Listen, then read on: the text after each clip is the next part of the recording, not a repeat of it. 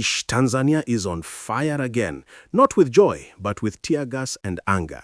From Dar es Salaam to Arusha, the streets have turned into protest zones.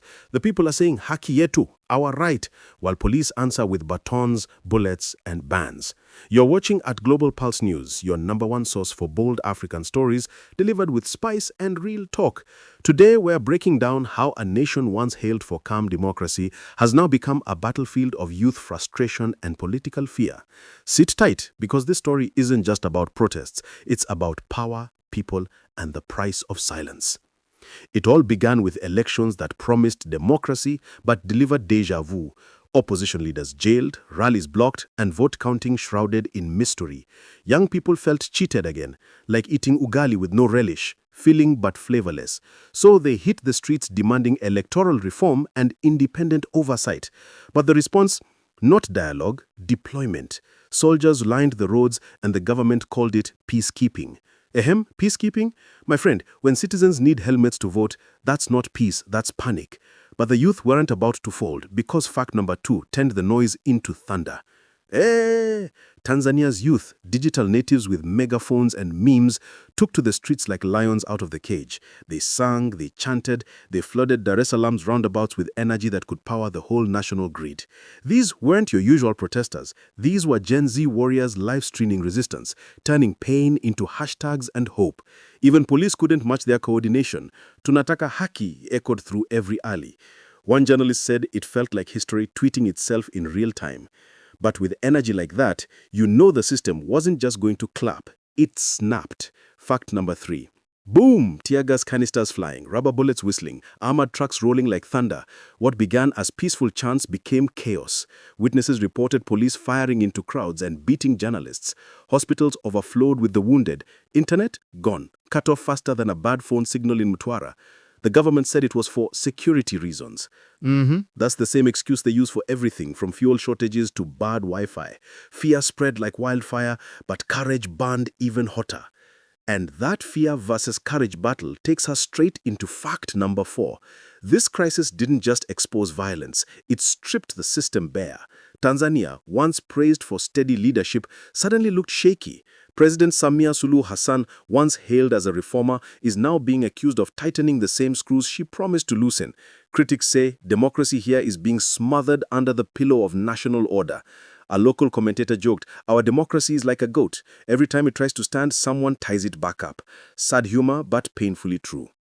While the palace debated peace, the people lived the panic. Fact number 5 coming right up. By 6 p.m., Dar es Salaam went silent. Roads empty, markets shut, lights dim. The government called it a curfew. Citizens called it a cage. Stay home or face arrest blared from megaphones as armored vehicles patrolled the streets. Even boda riders disappeared. Families huddled inside, scrolling offline because the internet blackout was still on. But one thing the government forgot: fear has a short battery life. The people started recharging in whispers and plans. And out of that darkness, something brighter began to flicker. Fact number 6. When silence is forced, voices find new volume. Underground youth groups began organizing, not for war, but reform. They used VPNs, old radios, and even graffiti to spread the message: free and fair elections or nothing. International eyes turned to Tanzania, and solidarity poured in from Kenya, Malawi, and Zambia. One protester shouted, "You can silence our phones, but not our souls." That's the kind of fire that turns suppression into revolution fuel. But hope alone can't pay the price, because fact 7 is pure heartbreak. When bullets talk, lives are lost. Over 700 people reported injured, dozens dead, including a police officer and civilians caught in crossfire. Families mourned while state TV spoke of stability restored. One woman told a reporter, "They took my son and called it law. It's the oldest African tragedy. Power-crushing protest, then pretending it's peace." And in the background, human rights groups are shouting louder than vuvuzelas, demanding investigations that may never come. But even in grief, the message spread further, which brings us to fact number 8. From CNN to BBC, the headlines screamed, "Tanzania in turmoil." International pressure built fast. The African Union and UN called for calm. Neighboring countries braced for refugees spillovers. Analysts warned if Tanzania bans, East Africa catches smoke. Investors hit pause. Tourists cancelled trips. And the government's brand of peace started to crumble. Global Pulse, of course, kept it 100. We said, you can't market stability while silencing your people. That line went viral for good reason. So what's the real takeaway from all this madness? Buckle up for fact number 9. Tanzania stands at a dangerous crossroads between dialogue and dictatorship. The youth have spoken, the government has reacted. Now the question is, who blinks first? The protesters want reform, the leaders want control, and the world wants calm. But peace without justice is just a pause before the next storm. The country that once symbolized hope for African democracy is testing its soul again. The fight is not about power, it's about purpose. You've just heard it raw and real from Global Pulse News, the voice that doesn't sugarcoat the truth. If you're feeling the fire of Tanzania's story, smash that like button, subscribe and ring that bell so you never miss our next bold breakdown.